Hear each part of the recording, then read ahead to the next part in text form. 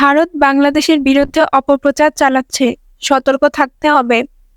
বিএনপির মহাসচিব মির্জা ফখরুল ইসলাম আলমগীর বলেছেন, ফ্যাসিবাদের প্রধান হোতা শেখ হাসিনা ভারতে অবস্থান করছেন এবং ভারত বাংলাদেশের বিরুদ্ধে অপপ্রচার চালিয়ে যাচ্ছে।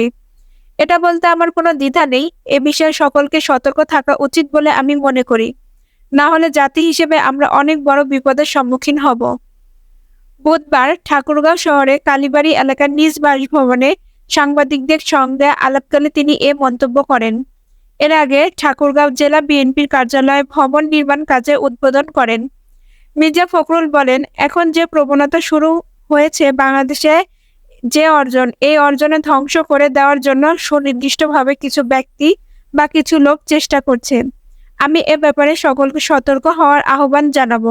এই মুহূর্তে আমরা আরেকটা বিপর্যয় গ্রহণ করতে পারি না। রাজনৈতিক দল নিষিদ্ধ করার প্রশ্নে মির্জা ফখরুল বলেন, আরেকটা রাজনৈতিক দলকে নিষিদ্ধ করার ব্যাপারে আমি মনে করি যে আমার মতামত দেওয়ার সমুচিত নয়, কারণ এই মতামত দেবে জনগণ। কে রাজনীতি করবে আর কে রাজনীতি করবে না, এবং নির্বাচনে যারা জনগণের কাছে খারাপ হয়ে যাবে তারা বাতিল হয়ে যাবে অথবা পার্লামেন্ট সিদ্ধান্ত নেবে। আমি গণতান্ত্রিক একজন ব্যক্তি।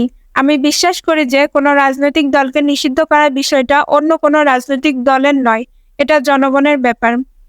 উপদেষ্টা নিয়োগ প্রসঙ্গে তিনি বলেন, রাজনৈতিক দলগুলোর সঙ্গে কথা বলে উপদেষ্টা নিয়োগ করার কোনো প্রচলন নেই। এটা প্রধান উপদেষ্টার নিজস্ব এখতিয়ার। তাদের সুবিধার জন্য যাকে যাকে নেওয়া দরকার তারা তাকেই নেবেন।